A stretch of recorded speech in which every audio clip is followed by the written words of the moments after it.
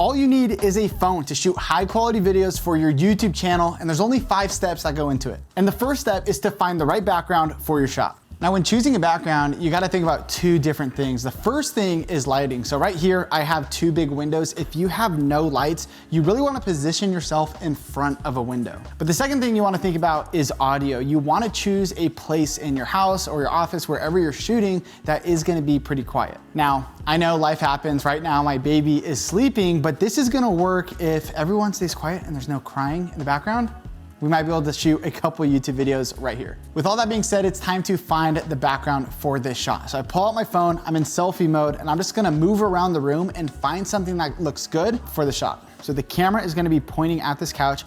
I'm gonna sit down right here, and from here, there's a couple things I need to set up the camera. The first thing is going to be a tripod. What you'll notice though, when you pick up a tripod is it's not going to just connect to your smartphone right away. So you are going to need an adapter as well. And these things are super cheap. This is like a couple dollar plastic adapter that I got off of Amazon, and now I can put this onto my tripod.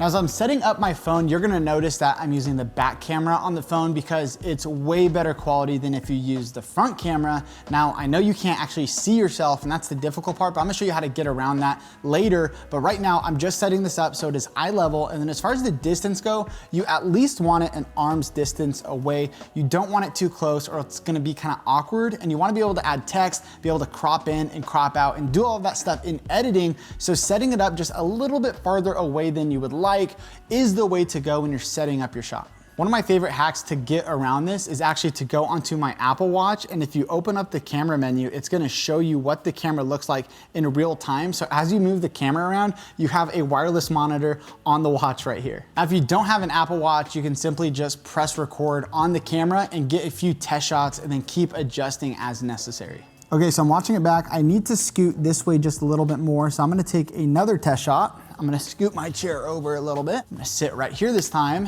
and talking to the camera, getting another test shot. Okay. I actually could probably bring that down just a hair. And so now I'm gonna do one last final test shot, and then I think the camera shot is gonna be set. Now I know the lighting looks a little bit weird right now, but we're gonna fix that later. First, I wanna make sure the settings are locked, which is our next step. And I like to shoot in 4K. As far as the frame rate goes, I like to shoot in 24 or 30 frames per second. It doesn't matter, but you don't wanna shoot in 60 frames per second because that is gonna take up a lot more file space if you are shooting in 4K. So I recommend 24 or 30. The next thing to do here is to set up our lighting. And right now I'm gonna be using this setup, and you can get this for like $200 on Amazon. It comes with a big softbox and it even has a remote so you can adjust the brightness of it. I also wanna make sure the house lights are turned off, because if these are on, this is gonna give me some really weird shadows. And so make sure those are turned off and you're just using what we call a key light. And that's gonna be our main light that I'm gonna set up right here next to the camera. Now I actually wanna bring the light as close to me as possible, because the closer you can get it to you, the softer light you're gonna get, and I think the better it looks. So now you can see that the shot is looking super good, but we need to focus on audio next because that is a big part of this.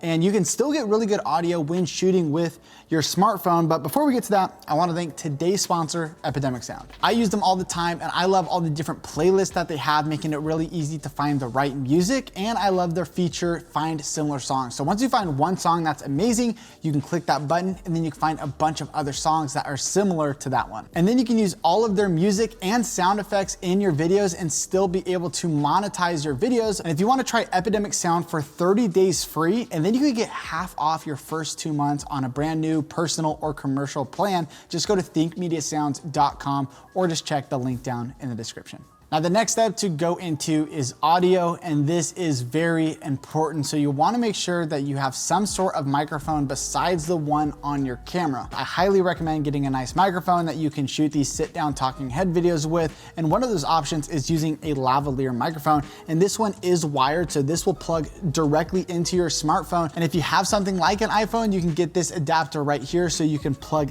this into here, and then this goes into your iPhone. And now you're gonna get some really good audio straight from this, recorded directly onto your phone as well. This is a test to see how the Deity microphone sounds on the iPhone, and this is gonna be linked down in the description as well. I think this sounds really good, especially if you're sitting down talking to the camera like this. Having a laved microphone, even though it's wired, is gonna save you a little bit of money versus a wireless microphone, which is what I'm gonna talk about next. Now, if you really wanna level up, or maybe you're doing some fitness videos and you're moving around a lot, or you're recording some vlogs, you might wanna go with a wireless microphone, and that's why I love the DJI wireless microphone. Now, this thing is gonna be a bit more pricey, but I love the sound of this thing and it's super easy to use. So all you gotta do is open up this case, plug this directly into your iPhone, and then you're gonna pull out one of these microphones. You can clip this onto your shirt and it's gonna sound amazing. This is what my iPhone 13 sounds like. Now let's plug in the DJI wireless mic. And this is the kind of quality of video and audio you can get with this kind of a setup, and it looks really good, and it's not gonna break the bank if you already have a nice smartphone.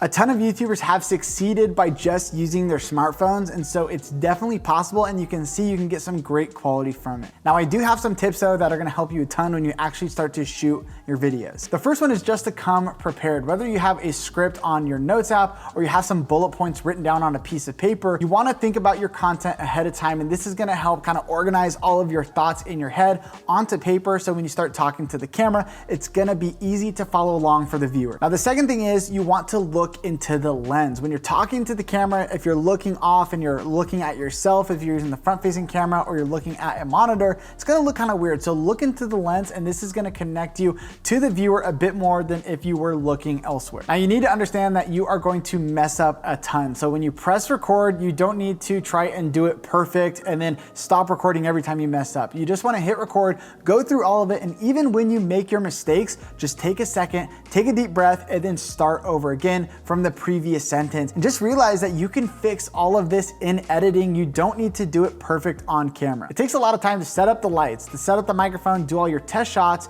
And so instead of just shooting one video, could you shoot 2, 3, or 4 and knock out an entire month's worth of content in one day of shooting? And once you've got everything shot, it's time to move into the edit. And so if you click on the screen, you can watch a video on how to edit your YouTube videos on your smartphone. I'll see you guys in the next video.